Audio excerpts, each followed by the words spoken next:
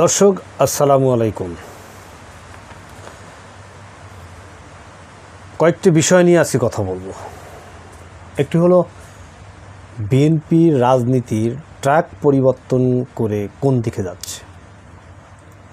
দেখুন, এটা শুনতে প্রথমে আপনাদের অনেকের অবাক হতে পারেন, আবার কেউ কেউ হয়তো জিনিসটা বুঝতে পারছেন। শহীদ প্রেসিডেন্ট জিয়াউর রহমান যে থিঙ্ক নিয়ে রাজনীতি শুরু করেছিলেন এবং তিনি যে চিন্তা ভাবনা করতেন এবং বিএনপির যে আদর্শিক বয়ান তৈরি করেছিলেন সেটি ছিল ইসলামী মূল্যবোধে বিশ্বাসী, অর্থাৎ দক্ষিণপন্থী চিন্তা ভাবনা বা ডানপন্থীদের চিন্তা ভাবনা। তিনি বেছে বেছে কিন্তু ইসলামাইজড যে ব্যক্তিগুলো যারা ইমানদার তাদেরকে বেছে বেছে উনি বড় বড় জায়গায় দিয়েছিলেন, যেমন সাবেক রাষ্ট্রপতি আব্দুর রহমান, আরও অনেক। এবং উনি কিন্তু সমস্ত ইসলামিক দলগুলোর সাথে সুসম্পর্ক রেখে তারপরে এদেশে রাজনীতি করা শুরু করেছিলেন এবং ওনার রাজনীতির বয়ানটাই ছিল ইসলাম দিয়ে। যে কারণে উনি অর্থাৎ প্রথম যে জিনিসটা দেখলে আপনারা বুঝতে পারবেন যে সংবিধানে প্রথম বিসমিল্লাহির রহমানির রহিম সংযোজন করেছিলেন শহীদ প্রেসিডেন্ট জিয়াউর রহমান। আরও অনেক বিষয় আছে, বিস্তারিত আলাপে যেতে চাচ্ছি না। কিন্তু বর্তমানের রাজনীতি কোন দিকে নিয়ে গেছে বিএনপির এই বর্তমান নেতৃত্ব? ফখরুল ইসলাম আলমগীর মহাসচিব, বিএনপির মহাসচিব, কিছুদিন আগে বললেন যে দেশে দক্ষিণপন্থী দলের উদ্ভব হচ্ছে। তো বিএনপি তো দক্ষিণপন্থী রাজনীতি নিয়েই তাদের উত্থান, তাহলে আপনি কোন পন্থীতে বিএনপিকে নিয়ে যাচ্ছেন? আপনি কি আপনার অতীত ঐতিহ্য সেই পন্থীতে বিএনপিকে নিয়ে যাচ্ছেন, অর্থাৎ ওই যে সমাজতান্ত্রিক বা বামপন্থী? কথাটা ভাববার বিষয়। কেন জানেন? কারণ হলো এই কথাটা মির্জা ফখরুল ইসলাম আলমগীরের একার কথা নয়, এটা একটি দলের কথা। বর্তমানে বিএনপিতে এই বামপন্থীর রাম রাজত্ব চলছে। সকল জায়গায়, ঊর্ধ্বতন জায়গায় বিএনপির নীতি নির্ধারকদের সকল জায়গায় বামপন্থীদের আধিপত্য একচ্ছত্র প্রতিষ্ঠিত হয়েছে, যে কারণে তারা যত্রতত্র আলেম ওলামাদের বিরুদ্ধে কথা বলা শুরু করেছে। অনেক পাতি নেতারাও এখন মসজিদে গিয়ে আলেম ওলামাদের নিগৃহীত করছে, তাদেরকে অপমানিত করছে। সভা সমাবেশ, অর্থাৎ ইসলামী জলসা যেগুলো বলা হয়, আমাদের দেশে ইসলামী সভা বলা হয়, সেসব জায়গাতে গিয়েও কিছু অতি উৎসাহী পাতি নেতারা এই ধরনের এই মহাসচিব অর্থাৎ ফখরুল ইসলামদের বক্তব্যের কারণেই তারা ইসলামী জলসায় গিয়ে বাধা সৃষ্টি করা শুরু করেছে। এবং সবচেয়ে আরও এক ধাপ এগিয়ে গিয়েছে, মিছিলে তারা এখন বাঙালি জাতীয়তাবাদ স্লোগান দিচ্ছে, তুমি কে আমি কে, বাঙালি বাঙালি। কিন্তু শহীদ প্রেসিডেন্ট জিয়াউর রহমানের উদ্ভাবন কী ছিল? বাংলাদেশি জাতীয়তাবাদ। শেখ মুজিবুর রহমানের বাঙালি জাতীয়তাবাদের বিরুদ্ধে বাংলাদেশি জাতীয়তাবাদ দাঁড় করিয়েছিলেন। এই থিওরি দাঁড় করিয়ে, এই মতবাদ দাঁড় করিয়ে তিনি সমস্ত বাংলাদেশের মানুষকে জাতি, ধর্ম, বর্ণ নির্বিশেষে, উপজাতি থেকে শুরু করে সবাইকে নিয়ে সমস্ত বাংলাদেশের মানুষকে তিনি এক জায়গায় নিয়ে এসেছিলেন, সেটি হলো বাংলাদেশি জাতীয়তাবাদ। কিন্তু সেই জায়গা থেকে বিএনপি এখন বেরিয়ে গিয়েছে। বাঙালি জাতীয়তাবাদ কাদের? এটা তো আওয়ামী লীগের ন্যারেটিভ, আওয়ামী লীগের বক্তব্য। তার মানে কি বিএনপি আওয়ামী লীগের বয়ান গ্রহণ করছে? তাহলে শহীদ প্রেসিডেন্ট জিয়াউর রহমানের দল কিভাবে থাকে বিএনপি? বাংলাদেশি জাতীয়তাবাদ স্লোগান বাদ দিয়ে আপনি যখন বাঙালি স্লোগান দিচ্ছেন, তখন তো আপনি শহীদ প্রেসিডেন্ট জিয়াউর রহমানের আদর্শ থেকে বেরিয়ে যাচ্ছেন। আবার আপনি মুখে বলছেন যে আপনি শহীদ প্রেসিডেন্ট জিয়াউর রহমানের আদর্শ নিয়ে রাজনীতি করছেন বাংলাদেশ জাতীয়তাবাদী দল। দেখুন, মানুষ কিন্তু এখন অত অসচেতন নয়, মানুষ কিন্তু এখন খুব সহজে বুঝে ফেলে। আপনি হা করলেই মানুষ বুঝতে পারে আপনি কি বলবেন, আর আপনি হাত বাড়ালেই মানুষ বুঝতে পারে আপনি কি চাইছেন। সুতরাং বুঝে শুনে কথা বলাটাই শ্রেয়। আর আজকের বিএনপির এই জায়গায় আসতে গিয়ে বা আনতে গিয়ে ভারতকে অনেক খড়কুটো পোড়াতে হয়েছে। দেখুন, রয়ের প্রজেক্টটা কীরকম জানেন? ওই যে আগে একদিন আমি আলোচনায় বলেছিলাম ABCD থেকে শুরু করে Z পর্যন্ত থাকে। তারা যখন বাংলাদেশকে মানে বাংলাদেশের ক্ষমতায় শেখ হাসিনাকে রেখেছিল এবং তাকে দিয়ে সমস্ত স্বার্থ উদ্ধার করতেছিল, এবং তারা যখন অনুমান করতে পারলো যে একসময় শেখ হাসিনা টিকবে না, তখন তারা বিডিম হিসাবে বিএনপির ভিতরে পুশিং করে নেতৃস্থানীয় জায়গায় তাদের এজেন্ট বসিয়ে রেখেছিল। আর এখন তাদেরকে দিয়েই আওয়ামী লীগের বয়ান তৈরি করা শুরু করে দিয়েছে।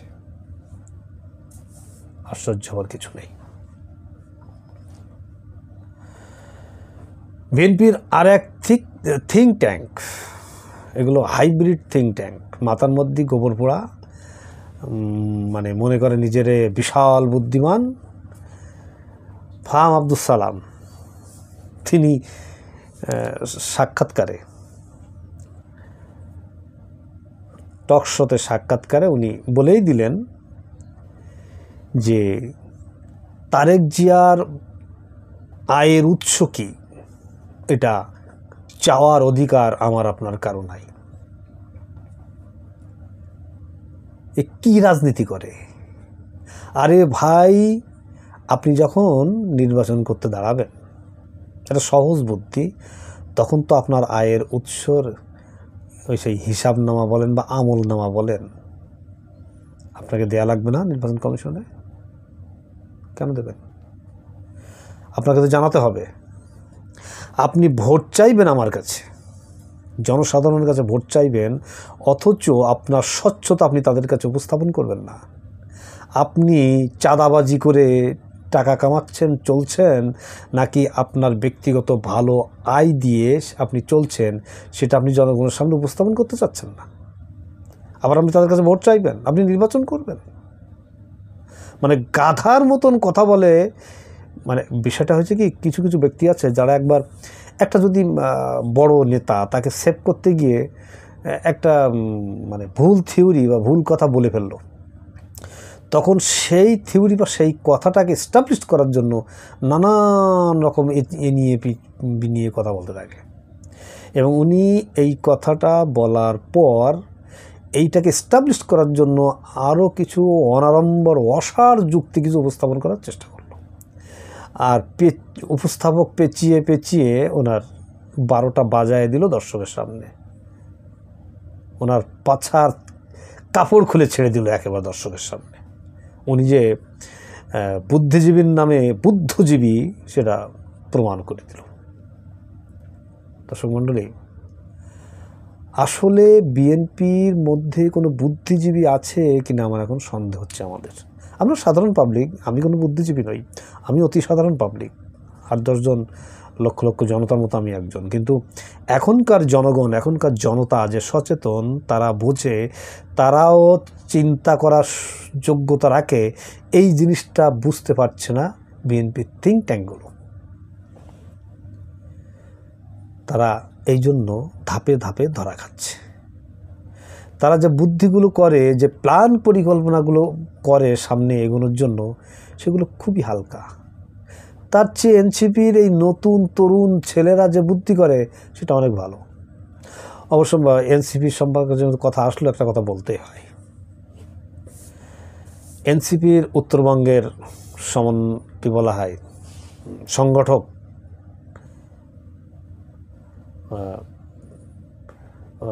সে অত্যন্ত কি বলা যায়, এটা দালালি করল এক প্রকার।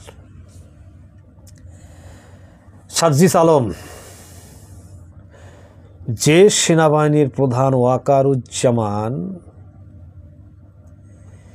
এই জুলাই অভ্যুত্থানে হত্যাকাণ্ডের অন্যতম নির্দেশদাতা, যার ভিডিও রয়েছে, যাত্রাবাড়িতে যে ম্যাসাকার করা হয়েছে সেটি তার নির্দেশেই হয়েছে, একদম ভিডিও সহ প্রমাণ। এরপরও টোটাল সেনাবাহিনী প্রধান তো ছিল, সকল নির্দেশ তো তার, সকল হত্যা তো তার নির্দেশেই হয়েছে। কিন্তু একটি ভিডিও প্রমাণও যখন যেখানে স্পষ্ট আছে, তারপরও সার্জিস আলম তার গুণকীর্তন করা শুরু করে দিল হঠাৎ। অবশ্য সার্জিস অনেক আগেই তার কাছে বিক্রি হয়ে গেছে, দালাল হয়ে গেছে। তা না হলে সেনাপ্রধানকে 24-এর গণঅভ্যুত্থানের একজন অন্যতম সহায়ক হিসাবে উপস্থাপন করার চেষ্টা বা প্রয়াস কেন? কি মনে হয় সার্জিস আলম? দালালি? আরে সেনাপ্রধানের দালালি করা মানে তো আওয়ামী লীগের দালালি করা, আওয়ামী লীগের দালালি করা মানে ভারতের দালালি করা। দালালি করে কেউ বড় হয় না। হাসনাত আবদুল্লাহকে কিনতে পারেনি, কিন্তু তোমাকে কিনে ফেলেছে ভাই। হাসনাত আবদুল্লাহ বুক চেতিয়ে সেনাপ্রধানের অন্যায়ের বিরুদ্ধে প্রতিবাদ করেছে, সেই হলো বীর, আর তুমি হলে দালাল, লেফটেন্সার। পৃথিবীর এই বাংলার 24-এর গণঅভ্যুত্থানের তুমি হিরো থেকে জিরো হয়ে যাবে। আগামীতে তোমাকে থুতু দেওয়া শুরু করবে, যে জায়গায় আসো ওই জায়গায় থাকবে না। পিছন থেকে কখন জনশক্তি সরে যাবে তুমি বুঝতেও পারবে না, কখন তুমি ভিলেনে পরিণত হবে তুমি বুঝতে পারবে না, কখন তুমি অসার নেতায় পরিণত হয়ে যাবে।